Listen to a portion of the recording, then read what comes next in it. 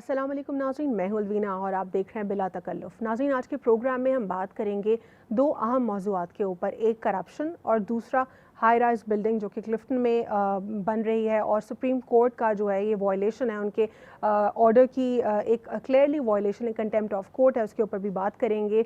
कराची में ना सिर्फ एक बिल्डिंग बल्कि इस तरह की कई बिल्डिंग्स मौजूद हैं जो कि खुले तरीके से सुप्रीम कोर्ट के ऑर्डर्स की वायलेशन कर रही है। इन मौज़ूआत के ऊपर बात करेंगे, कुछ अहम इंकशाफात भी करेंगे और डॉक्यूमेंट्स और एविडेंसेस के साथ प्रोग्राम में गुफ्तगू करेंगे। करप्शन के ऊपर अगर हम बात करते हैं तो बहुत सारे जो इंटरनेशनल वॉच डॉग हैं उनके ऊपर हम गुफ्तगू करते हैं, कुछ सर्विस को भी डिस्कस करते हैं। जिस तरह गैलप सर्वे की अगर हम बात करें तो हमने ये देखा कि हुकूमत के हवाले से काफ़ी पॉजिटिव ख़बरें उसमें देखी जा सकती हैं, जबकि दूसरा अगर सर्वे हम उस पर बात करते हैं तो वो IPSOS सर्वे जो कि हुकूमत के हवाले से काफ़ी मनफी ख़बरों के ऊपर जो है नज़रसानी करता है।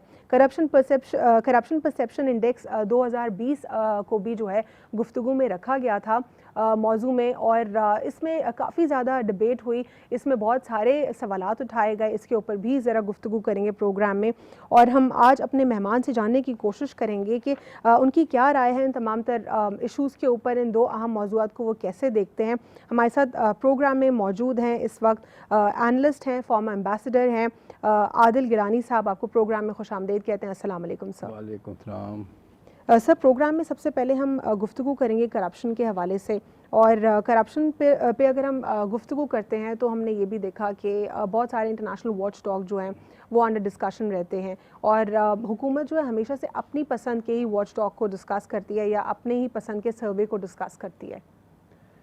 ये बदकिस्मती है कि जब पॉलिटिकल पार्टीज़ पावर में होती हैं तो वो अपने ऊपर नुक्ताचीनी बर्दाश्त नहीं करती और हर उस ख़बर को, हर उस सर्वे को, हर उस इदारे को वो अपना दुश्मन समझती हैं जो उनके ऊपर ये बताता है कि उनकी क्या चीज़ गलत हो रही है और कैसे सही होनी चाहिए। हालांकि नुक्ताचीनी करना जो है वो हक़ है आवाम का, कॉन्स्टिट्यूशनल एक्ट है ये अंडर 19A कॉन्स्टिट्यूशन पाकिस्तान में ये आवाम को इजाज़त है, उसका फंडामेंटल राइट है कि वो हुकूमत से पूछ के उसको अकाउंटेबिलिटी करे कि भाई आपने ये चीज़ कानून के हिसाब से क्यों नहीं करी और उसके ऊपर उसका जो है वो एक्शन ले।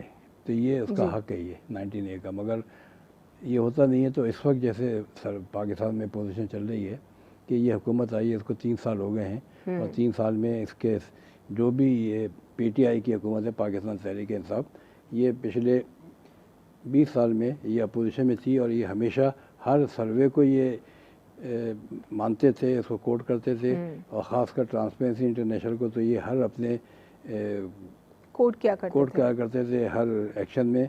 सो मच सो कि आरिफ अलवी जो प्रेसिडेंट हैं आज, वो ट्रांसपेरेंसी इंटरनेशनल के मेंबर हैं 2007 से, और उनसे हमने कई चीज़ें जो है वो उनके साथ मिल के करी हैं। और जब ये पावर में आ गए थे और KPK के अंदर कई कानून भी चेंज कराए थे। तो इस वक्त पोजीशन ये है कि जो हुकूमत में आए हैं तो ये इनका फ़र्ज़ है कि ये हर वो काम करें जिसमें कि बेहतरी हो, हुकूमत में बेहतरी हो, गवर्नेंस में बेहतरी हो। लेकिन एक जो अहम कंसर्न जो जनरली लोगों को भी था, कुछ तज्ज़ियाकार भी इसके ऊपर बात कर रहे थे, अगर हम ट्रांसपेरेंसी इंटरनेशनल के सर्वे की बात करते हैं तो वो 2 बैरोमीटर्स में डिवाइडेड था, एक परसेप्शन के ऊपर मबनी और दूसरा जो पर्टिकुलर रेशो था। तो उसमें परसेप्शन के ऊपर ये सवाल उठाया जा रहा था कि जो परसेप्शन की मबनी अगर हम कैलकुलेशन कर रहे हैं तो इसकी कितनी ऑथेंटिसिटी होती है। इसके अंदर मैं आपको बताऊं ये बहुत ही गहरा सब्जेक्ट है और एक अच्छी बात है आपने क्वेश्चन पूछा है। ये इस वक्त जैसे आज सर्वे जो है, इस वक्त 2 सर्वे, एक कल आया एक परसों आया है, गैलप का सर्वे आया है जिसमें उन्होंने कहा है कि ये PTI की हुकूमत जो है वो कोविड को अच्छी तरह हैंडल कर रही है और महंगाई को अच्छी तरह हैंडल कर रही है और ये गवर्नेंस अच्छी हैंडल कर रही है, करप्शन अच्छी हैंडल कर रही है। दूसरा IPSOS का सर्वे आया जिसमें उन्होंने इस हुकूमत की कारकर्दगी को ख़राब बताया है। अब दोनों सर्वे जो हैं ये इनका सैंपल जो है वो है 1000 के करीब सैंपल है। हालांकि एक इंटरनेशनल लॉ है, प्रिंसिपल है कि अगर ये परसेप्शन सर्वे है, ये सवाल पूछे जाते हैं आवाम से और आवाम की राय के हिसाब से भी क्वेश्चन के आंसर बना के वो क्वेश्चन। तो सर ये जनरल तो आवाम से ये पूछे जनरल जाते आवाम से हैं? पूछे गए ये सर्वे। जी ट्रांसपेरेंसी इंटरनेशनल वाला आवाम से नहीं पूछे गए। मैं आपको बताऊंगा सीपीआई कैसे बनता है। जी तो इनके अंदर ये है कि ये इसके लिए फ़र्ज़ है इन इदारों का कि वो कम से कम सैंपल सर्वे जो है 100 इंसानों का होना, 100 बंदों का होना चाहिए, औरत हो या मर्द हो। पाकिस्तान में इस वक्त जो है वो 5 प्रोविंस हैं। जी सर, मैं इसी सवाल पे आने लगी थी कि फॉर इंस्टेंस अगर हम एक सर्वे की बात करते हैं और आप सैम्पल्स की बात कर रहे थे, तो हमें ये कैसे मालूम होगा कि ये बाइस्ड नहीं है किसी एक पर्टिकुलर सूबे से या फिर 2 सूबों से नहीं है जहाँ पर हो सकता है हुकूमत की ज़्यादा नुमाइंदगी हो और ये चारों सूबों की या 5 की नुमाइंदगी कर रहा है? ये कैसे हमें कन्फर्मेशन हो सकती है? ये इनका इन्होंने ये दोनों सर्वे इन्होंने बताया है कि हमारा सैंपल सर्वे 1000 आदमियों का है और 5 प्रोविंस का है ये जी, और बल्कि कश्मीर, आज़ाद कश्मीर का भी है। तो इसमें ये फ़र्ज़ है इनका कि आधा रूरल हो और आधा अर्बन हो। अब हमारे पास 5 प्रोविंस है और एक हो गया अपना आज़ाद कश्मीर, तो 6 हो गए। तो 6 जगहों पे आधा जो है होना चाहिए वो अर्बन, आधा होना चाहिए रूरल। और फेडरल टेरिटरी है जो हमारी आ जाती है इस्लामाबाद, 13 हो गई है, 12 और ये 13 का मतलब ये कम से कम सैंपल सर्वे जो है 13 से कम होगा तो वो ऑथेंटिकेटेड ही नहीं होगा। ये सर्वे उससे कम है। ठीक। प्लस उसके अंदर आधे आधे होने चाहिए।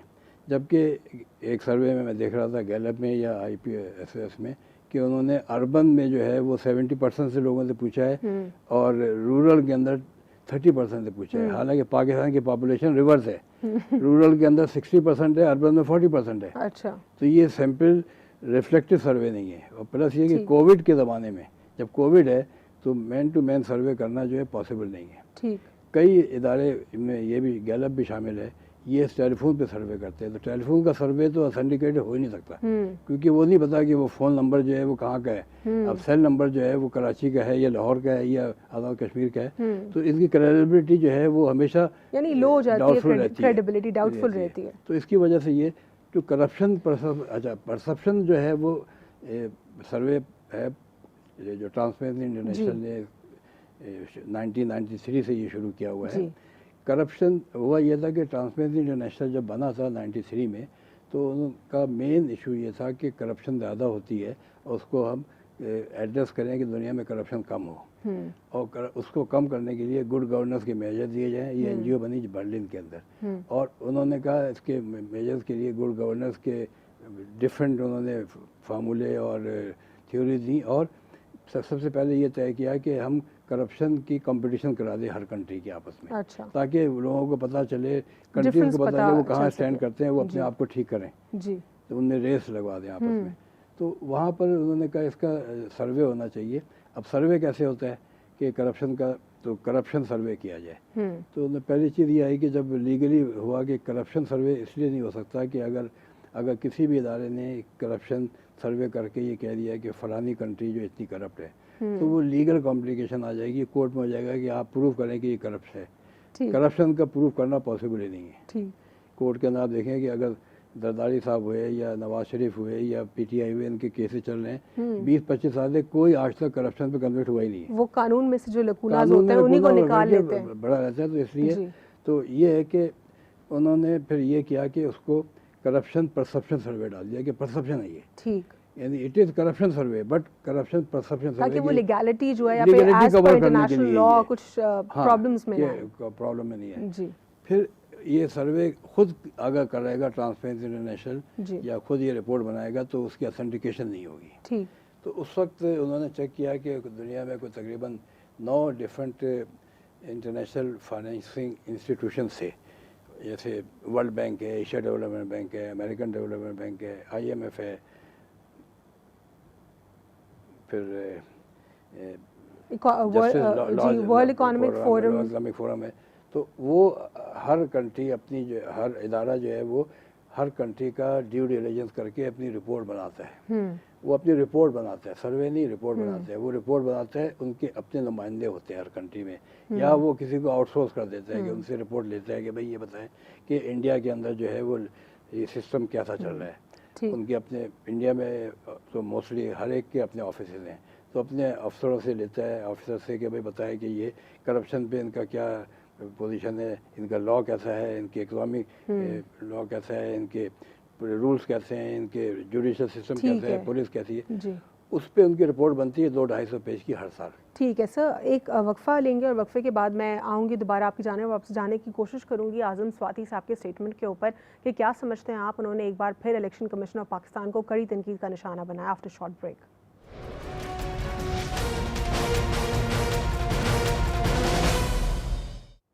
Welcome back after short break. नाज़रीन, ब्रेक से कबल हम प्रोग्राम में गुफ्तगू कर रहे थे करप्शन के हवाले से और मैं सवाल छोड़कर गई थी आदिल गिलानी साहब के लिए कि आज़म स्वाति साहब के स्टेटमेंट के हवाले से वो क्या कहते हैं।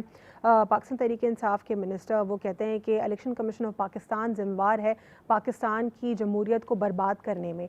सर, ये स्टेटमेंट उन्होंने दिया है, हुकूमत का वो खुद हिस्सा हैं इस वक्त। क्या इलेक्शन कमीशन ऑफ पाकिस्तान को खुद फिक्स किया जा सकता था 3 साल में, या अब भी उनके पास मौका है? क्या कहेंगे आप इस पर? यही चीज़ जो है सर्वे के अंदर जो करप्शन परसेप्शन इंडेक्स है उसके अंदर ये जो गवर्नमेंट की हरमी है जिसमें कि ये इदारों को जो है ये ब्लैकमेल करते हैं, इदारों को अपने चुंगल में लेने की कोशिश करते हैं। इलेक्शन कमीशन हो गया या सुप्रीम कोर्ट हो गया या नैब हो गया या पार्लियामेंट हो गई, ये नहीं है। अब तक जिम्मेवार है? नहीं, अब तक नहीं। उन्होंने तो ये बयान दिया है कि ये करप्शन किया है इन्होंने, ये करप्शन करते रहे हैं, पैसा लिया है इन्होंने और इसको आग लगा देनी चाहिए। जी। ये जो है, ये मैं आपको बता रहा था कि इस करप्शन परसेप्शन कैसे बनती है, उसके अंदर आपको बताऊंगा कि इसका इम्पैक्ट के पाकिस्तान पे क्या आ रहा है। कि ये जो पाकिस्तान में इस वक्त जो रैंकिंग आप इसमें देख रहे हैं कि पाकिस्तान के 2019 के अंदर Pakistan was the second most corrupt country जी, और ये बतदरीज जो है बेहतर होता चला गया। और ये 2019 के अंदर जब ये मोस्ट करप्ट कंट्री का सर्वे आया था जी 1996 में, तो इसके ऊपर गवर्नमेंट ने उस वक्त जो प्रेसिडेंट थे पीपल पार्टी की गवर्नमेंट को हटाया था और कहा था कि ट्रांसपेरेंसी इंटरनेशनल में Pakistan is the second most corrupt country, और ये इल्ज़ाम लगा के निकाला गया था। उसके बाद फिर माशाल्लाह आ गया, फिर PMLQ आई, फिर पीपल पार्टी आई, फिर ये आए अपने मुशर्रफ साहब आए इनके, और ये बढ़ता बेहतर होते होते फिर पिछले 3 साल से जो है वो तहरीक इंसाफ आई है। तहरीक इंसाफ आने से पहले जो है पाकिस्तान का जो रैंक था वो था 64 रैंक था आउट ऑफ 188। ठीक। अब पाकिस्तान का रैंक जो है वो 57 हो गया है। पाकिस्तान का स्कोर 32 था 100 में से, अब कम होते होते 32, 31, 33 था, फिर 32 हुआ, फिर 31 हो गया।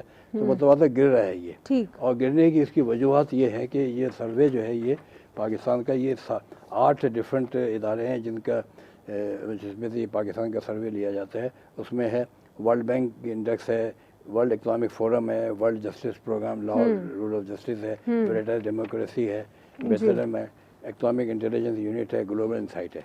और इसके आप देखेंगे क्वेश्चन जो पूछे जा रहे हैं, ये आपको पूरी इसके अंदर लिस्ट दी हुई है। इसमें क्वेश्चन ये पूछे जाते हैं कि ये बताएं कि गवर्नमेंट ऑफिसर जो है वो उसमें करप्शन है, ये गवर्नमेंट ऑफिस के जुडिशरी में करप्शन है, आर्मी में करप्शन है, ब्यूरोक्रेसी में, ये सिर्फ गवर्नमेंट करप्शन की बात हो रही है। ये हर इदारे के मुख्तलिफ क्वेश्चन नहीं है। और इसके अंदर जो मेजर जो आपको मैं बता रहा हूँ अभी, जैसे आज़म स्वाति साहब का है, ये क्वेश्चन वर्ल्ड बैंक का है। वर्ल्ड बैंक ने पाकिस्तान को टोटल स्कोर दिया है 35 आउट ऑफ 100। ठीक है, यानी ऑलमोस्ट ये फेल। ठीक है, 50% में पासिंग है ना। ठीक है। और उसके अंदर जो वर्ल्ड बैंक क्वेश्चन पूछता है, और वर्ल्ड बैंक का ऑफिस यहाँ पे पिछले 60 साल से है। लेकिन वर्ल्ड बैंक का इटसेल्फ आप मुकम्मल कर लीजिए, फिर मैं वर्ल्ड बैंक के सवाल के ऊपर तो बताता हूँ। तो वर्ल्ड बैंक का जो क्वेश्चन है वो सिर्फ ये है, 2 क्वेश्चन उनके हैं। Accountability of the executive to inside oversight the institution and public employees and their performance कैसी है। Access of civil society for information of public affairs कैसा है। ये मैंने कहा एक्सेस सिविल सोसाइटी, ये देखते हैं कि भाई मीडिया को बंदिश तो नहीं है, सिविल सोसाइटी को बंदिश तो नहीं है। और state capture by narrow vested interest. State capture क्या है? स्टेट कैप्चर ये है कि हुकूमत यानी उसकी जो इदारों को इस्तेमाल करना। क्या स्टेट कैप्चर का मैं आपको इसका बड़ा क्लियर बता रहा हूँ कि स्टेट कैप्चर जो है वो यानी this is the state capture है कि हुकूमत जो है वो इदारों को इस्तेमाल करे अपने यूज़ के लिए। ठीक। यानी अगर हुकूमत जो है वो सुप्रीम कोर्ट को अपने मतलब के फैसले कराने के लिए इस्तेमाल करे, नैब को अपने फैसले कराने मतलब के फैसले कराने के लिए इस्तेमाल करे, पार्लियामेंट के अंदर कमेटीज़ को अपने फैसले कराने के लिए इस्तेमाल करे, जो इंडिपेंडेंट इदारे हैं आर्मी को अपने लिए इस्तेमाल करें, या इलेक्शन कमीशन को थ्रेट करें, अपने लिए इस्तेमाल करें, तो वो सबका स्टेट कैप्चर में आता है। उसमें पाकिस्तान का स्कोर जो है वो मिनिमम है, और ये सारे 8 सर्वे इस चीज़ को देखते हैं। तो ये जो है अब इस वक्त इलेक्शन कमीशन के पीछे पीटीआई की एक मुहिम चल रही है, जिसमें आदम सवाती साहब ने अभी लेटेस्ट आज ही बयान दिया है कि ये करप्शन किए इन्होंने, और सारे यानी इलेक्शन कमीशन ने पिछले 60 साल से सारे इलेक्शन में करप्शन इलेक्शन कमीशन ने की है, और आज वाले ने करप्शन की है, पैसा लिया है। मशीन जो इलेक्शन कमीशन की मशीनें हैं उसके बनाने वालों से, हालांकि इलेक्शन कमीशन ने तो कहा है कि हम इलेक्ट्रॉनिक मशीनें नहीं होनी चाहिए, कहते इन्होंने उनसे पैसे पकड़ लिए हैं, ये इल्ज़ाम लगाया है, और इनको आग लगा देनी चाहिए।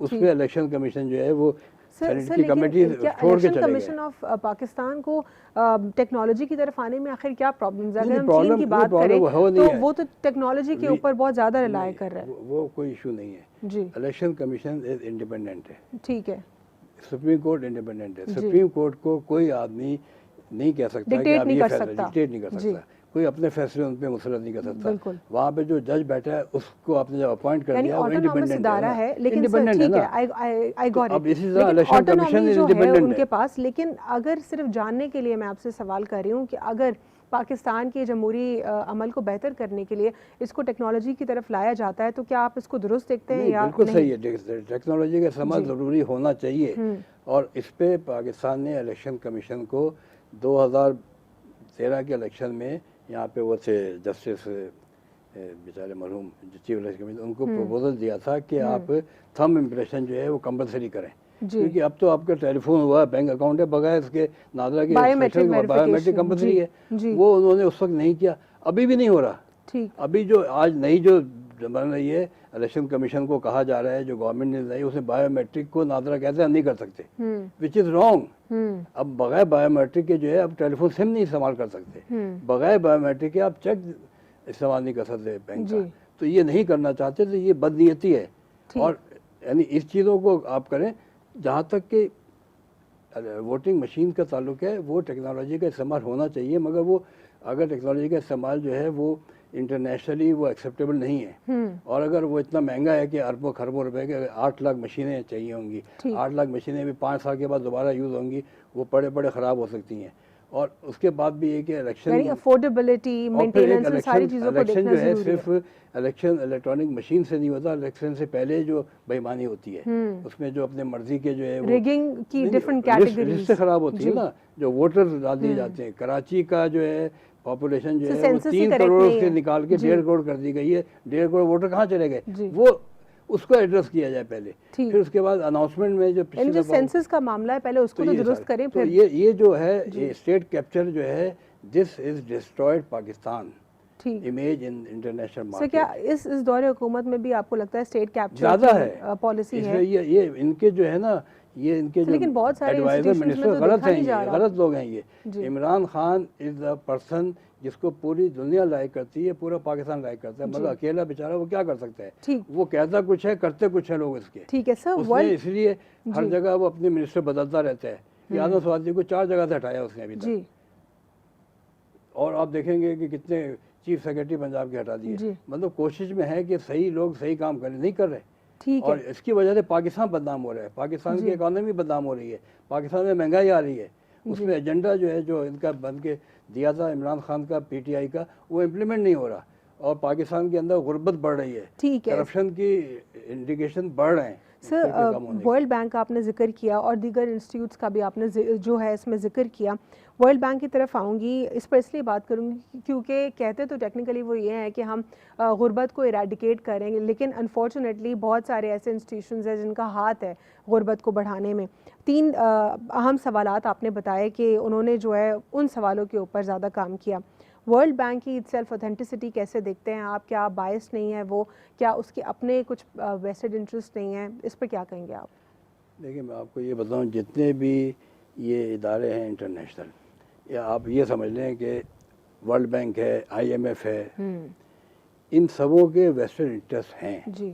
वेस्टेड इंटरेस्ट मिनिमम ये है कि उन्होंने अपने इदारे को एक कॉर्पोरेट सेक्टर बनाया हुआ है, उसमें हज़ारों आदमियों को नौकरियां दी हुई हैं, टैक्स फ्री उनकी जॉब्स हैं, उनको बचाने के लिए ये इंटरेस्ट, और वो जो लोन देते हैं उस लोन का जो है 30% तो हिस्सा उनके अपने ऊपर चला जाता है।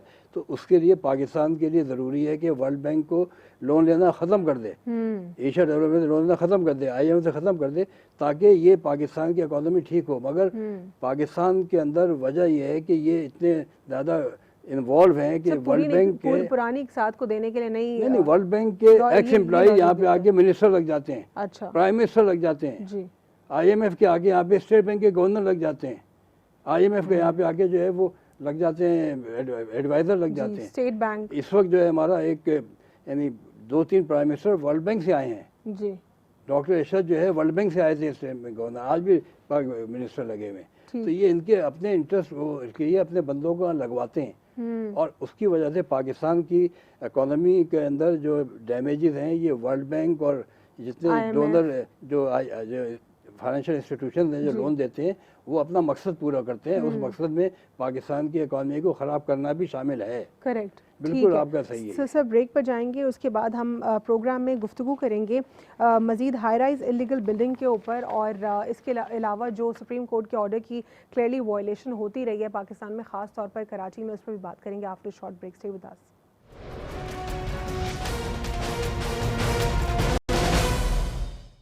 Welcome back after short break. नाज़रीन, ब्रेक से कबल मैं सवाल छोड़कर गई थी आदिल गिलानी साहब के लिए कि हाई राइज बिल्डिंग्स का होना ख़ास तौर पर कराची में ये एक अहम मसला है। कराची की सफाई सुथराई ना होना, मेट्रोपॉलिटन सिटी है, पूरे मुल्क का जो है इकॉनमी का हब है, पूरे मुल्क को चला रहा है, लेकिन ख़ुद अपने राइट से डिप्राइव्ड है। इसी हमारे मुल्क के जो आइन है उसने हमें हमारे फंडामेंटल राइट्स भी बताए हैं, हमें हमारी ड्यूटीज़ भी बताई हैं, और हमें हर तरीके से आगाह किया, लेकिन उसके बावजूद भी जो है कानून की खुली जो है धज्जियाँ उड़ाई जाती हैं। सुप्रीम कोर्ट के ऑर्डर्स की भी धज्जियाँ उड़ाई गई, एक बार नहीं बल्कि अब भी उड़ाई जा रही हैं। क्लिफ्टन में भी इस वक्त एक बिल्डिंग है, उसके ऊपर गुफ्तगू करेंगे कि कैसे सुप्रीम कोर्ट के ऑर्डर्स की वायलेशन हो रही है। सर, ये जो क्लिफ्टन में सुप्रीम कोर्ट की ऑर्डर की वायलेशन हो रही है, इस पर क्या कहेंगे आप? ये सबसे बड़ी बदकिस्मती है हमारी कि सुप्रीम कोर्ट ने ये पाकिस्तान में पिछले 4 सालों से, और एक्चुअली 2011 से सुप्रीम कोर्ट में केस चल रहा है कि कराची बदअमनी केस, उसमें इलीगल प्लॉट्स के ऊपर जो है वो रहमतुल्लाह जो हमारे थे नाज़िम थे, उन्होंने ये केस डाला हुआ था CM में कि सारे एमिनिटी प्लॉट और पार्क्स पे जो है वो बिल्डिंगें बन गई हैं। तो वो केस उठाया गया था। उसी केस में ये सुप्रीम कोर्ट ने अभी पिछले कोई 2 साल पहले 3 साल पहले ये ऑर्डर दिया था कि सारी की सारी जितनी बिल्डिंगें कन्वर्ट हुई हैं प्लॉट यूज़ के अगेंस्ट, अगर रेजिडेंशियल प्लॉट है उसको कमर्शियल कर दिया, इंडस्ट्रियल प्लॉट है उसको कमर्शियल कर दिया, तो वो सब इलीगल हैं, उसको स्टॉप कर दें, आइंदा के लिए नहीं होगा। और पिछली जितनी बिल्डिंगें हैं उनको रिवर्स करें और उसको उसके लेवल पे लेकर आएँ जिस पे कि ये before the change of land use था। और वो ऑर्डर उन्होंने दिया था 2018 में। और उसके बाद ये हुआ कि यहाँ पर क्लिफ्टन में आप देखेंगे कराची के अंदर सबमेरिन चौक है, वहाँ पे अंडरपास बन गया है। वो अंडरपास जो है वो सनसेट बुलेवार्ड से सीधा जाते हैं, फिर आगे गिदरी पे जाते हैं, कॉर्नर पे एक प्लॉट वहाँ पर है, 3 प्लॉट थे KDA के रेजिडेंशियल प्लॉट थे, 1000 गज के, 3000 4000 गज के। वहाँ पर जो है वो बिल्डिंग उन्होंने मर्ज करके और बिल्डिंग बनाई है और टावर बनाया है इसका। वो टावर के साथ एक एमिनिटी प्लॉट भी है ST 11, और उसको ये है उसमें इस्तेमाल कर लिया। तो सुप्रीम कोर्ट ने जब ये मना किया था, ये ऑर्डर दिया था उन्होंने, इसके अंदर खबरों में भी आया है, डॉन ने इसको रिपोर्ट किया है कि ये 2019 के जनवरी में ये ऑर्डर दिया था। 2019 के जनवरी में ऑर्डर दिया, और अब इसको जो है जब वहाँ बिल्डिंग उस वक्त बिल्डिंग बननी शुरू हुई थी, जून 2019 में TI पाकिस्तान ने कंटेनमेंट बोर्ड को और NAB को और KBCA को नोटिस दिया कि ये बिल्डिंग जो है इसके अंदर एक एमिनिटी प्लॉट है ST 11 ST 14, ये इसके अंदर मर्ज करके इसको बनाया जा रहा है, इसको रोका जाए। उस पर कंट्रोलमेंट बोर्ड ने और KBCA ने कोई एक्शन नहीं लिया था और उसको कहा कि ये जो है ये प्लॉट जो है ये हमें हैंडओवर नहीं किया अभी तक और ये बिल्डिंग जो बन रही है ये बिल्डिंग सही बन रही है और इसके लिए KBCA ने कहा कि हमने इसको अलाउ किया हुआ है, कंट्रोलमेंट बोर्ड ने भी कहा अलाउ किया। हालांकि उनको उस वक्त सुप्रीम कोर्ट के ऑर्डर सर्व हो चुके थे कि इसको कन्वर्जन नहीं होना चाहिए, तो वही खबर है कि उसके हिसाब से अब कि इनको बुलाया गया है सुप्रीम कोर्ट में, कंट्रोलमेंट बोर्ड में और MEO को मिलिट्री स्टेट ऑफिसर हैं उनको बुलाया गया है और KBCA को कि ये आपने इसको कैसे बनने दिया है और कहते हैं हमारे पास ये ऑर्डर नहीं है। आप देखेंगे इसके अंदर पूरा प्रूफ दिया है कि इनको ऑर्डर जो है वो फरवरी 2019 को सर्व हो गए थे इनके ऑफिस में और जून 2019 में TI पाकिस्तान का लेटर का उन्होंने जवाब भी दिया था। तो they have all the document. अब उसको वो क्योंकि कल्यूजन है और होता ये है कि ये चीज़ें अब बिल्डिंग ये है तकरीबन 10-12 स्टोरी बन गई है और बिक भी गई होगी, तो इसके अंदर वही असर होगा जो नेस्ला टावर का हुआ है कि इसमें जो खरीदार हैं वो फंस गए, उन्होंने अरबों रुपए दे दिए। खरीदारों को बेवकूफ़ कैसे बनाया जाता है? जब हम बात करते हैं लीगैलिटी की तो वो ये कहते हैं कि हमारे तो जो इसकी पब्लिकेशंस होती हैं ड्यू वो भी हो गई हैं, फिर लोग वो सब देख कर आते हैं। ये इसको कैसे आइडेंटिफाई कर सकते हैं लोग? नहीं, आइडेंटिफाई करने के लिए यही तरीका है ना कि वो KBCA से पूछेंगे, कंट्रोलमेंट बोर्ड से पूछेंगे, वो मिले हुए हैं। ये मैं इसी पर आने लगी, वो मिले हुए हैं, वो भी तो है प्रॉब्लम, वो मिले हुए हैं। और इसके अंदर ये होता है कि सुप्रीम कोर्ट जो केस उठाता है तो उसके बाद बिल्डिंग को वो अगर तोड़ भी देता है, नुकसान जो होता है वो बिल्डर का नहीं होता, नुकसान होता है जिन्होंने पैसे बुक कराए हुए हैं उनका होता है, इन्वेस्टर्स का नुकसान हुआ और उन अफसरों को सज़ा नहीं मिली। आप ये देखें ना कि इस वक्त एक सबसे बड़ा केस चल रहा है जिसपे अंदर के गवर्नमेंट ने केस किया और बहरिया टाउन के ऊपर जो है वो इलीगल प्रूफ हो गया। जब इलीगल प्रूफ हो गया कि उसमें 40,000 10,000 एकड़ 15,000 एकड़ गलत था, उस पर सुप्रीम कोर्ट ने उसको फाइन करके 460 अरब रुपए का उसको लीगलाइज करार दे दिया। हालांकि नैब का केस उस पर बना हुआ था। जब उसको लीगल कर दिया तो उसके अंदर वो तो यानी बच गए जो बिल्डर थे, मगर उसके अंदर वो सारे अफसर जिन्होंने करप्शन की थी वो ही बच गए। तो इसमें जब तक के यानी बिल्डिंग तोड़ना या बिल्डर को करने के अलावा जो है वो अफसरों को सज़ा मिलनी चाहिए कि ये जिसने ये KBCA का जिसने पास किया, SBCA का जिसने पास किया, बोर्ड ऑफ रेवेन्यू का जिसने पास किया, लीगल डिपार्टमेंट ने जो पास किया, क्योंकि उस वक्त ये होता है फिर उसमें जुडिशरी का भी इन्वॉल्वमेंट है कि जब ये चीज़ें पॉइंट आउट होती भी हैं तो बिल्डर जो है वो चले जाते हैं बड़े बड़े वकीलों की फीस ले लेके जो 2-2 करोड़ रुपए लेते हैं, कोर्ट से स्टे ऑर्डर ले लेते हैं और ड्यूरिंग स्टे ऑर्डर जो है बिल्डिंगें बन जाती हैं। ठीक है तो कोर्ट के स्टे ऑर्डर भी नहीं मिलना चाहिए। ठीक है सर, विद ड्यू रिस्पेक्ट अगर हम जुडिशरी की बात करते हैं तो जहाँ पे सुप्रीम कोर्ट के ऑर्डर्स हैं, जुडिशल डिसीजंस हम देख रहे हैं कि वो ये कहते हैं कि कोई भी इलीगल बिल्डिंग्स के हवाले से, इंक्रोचमेंट्स के हवाले से चीज़ें क्लियर हैं, लेकिन दूसरी तरफ जो ये एक अहम मामला है जहाँ पर इन्वेस्टर बीच में बेचारा पिस जाता है और जो बिल्डर है वो अपनी ब्लैकमेलिंग से और अपने बिल्डर माफिया की सपोर्ट से जो है वो आगे जो है अपना काम कर जाता है। तो इस सिनेरियो में क्या कोर्ट को ये लाजिम है, आपको लगता है कि वो उनको पकड़े, उन ऑफिशियल्स को पकड़े जो सारे इंस्टीट्यूशंस के लोग मिले हुए थे जिन्होंने फैसिलिटेट किया बिल्डर को और बीच में इन्वेस्टर बेचारा वो रुलता चला जाता है? हाँ, तो पकड़ना चाहिए ना। हमारे ये जुडिशरी में कमी है जी, यही हमारे अकाउंटेबिलिटी मैकेनिज्म में ख़राबी है, जुडिशरी में ख़राबी है कि जिस अफसर ने वो गलत चीज़ अप्रूव की है जी, उसको सज़ा ज़्यादा मिलनी चाहिए जी। और सर इसकी कोई बात नहीं करता, लेकिन नहीं इसके वो सब के सब बच जाते हैं क्योंकि अल्टीमेटली उसके अंदर लॉ के अंदर उसका ये लेते हैं कि जी प्री बार्गेन कर लेते हैं, नया से प्री बार्गेन कर लिया है बिल्डर ने तो ये बच गए। अब बिल्डर अपनी जेब से कोई नहीं देता, अगर ये 4 से 60 हज़ार रुपये देने तो वो सर जो हाईवे के पास इंक्रोचमेंट है वहाँ पे भी इन्वेस्टर्स फंस गए और उन्हीं से पैसा लेके जमा करा रहे हैं ये। तो मकसद ये है कि इसके अंदर ये एक माफिया है, बिल्डर माफिया है जो अगले प्रोग्राम में आपको बताऊंगा, जो पूरे पाकिस्तान को खा गया है जी। और ये सिर्फ कराची में नहीं है, सिंध में नहीं है, ये लाहौर में है, पंजाब में है। इसको फिक्स कौन करेगा? क्या जुडिशरी फिक्स कर सकती है या एग्जीक्यूटिव बॉडी ने फिक्स करना है? किसने करना है? एग्जीक्यूटिव बॉडी की अगर हम बात करते हैं तो पाकिस्तान पीपल्स पार्टी से मेरा ये सवाल उनकी आला क़यादत से भी रहा, लेकिन वो तो मानते ही नहीं है। वो कहते हैं SBCA ट्रांसपेरेंट है, KDA ट्रांसपेरेंट है, वो सिर्फ एक अथॉरिटी को सवाल करते हैं। मैं आपको प्रूव कर दूंगा कि SBCA ट्रांसपेरेंट नहीं है, KBCA एक ही है, लॉ डिपार्टमेंट ट्रांसपेरेंट नहीं है, LU department land utilization department transparent नहीं है, गवर्नमेंट फेडरल गवर्नमेंट ट्रांसपेरेंट नहीं है, प्रोविंशियल गवर्नमेंट ट्रांसपेरेंट नहीं है।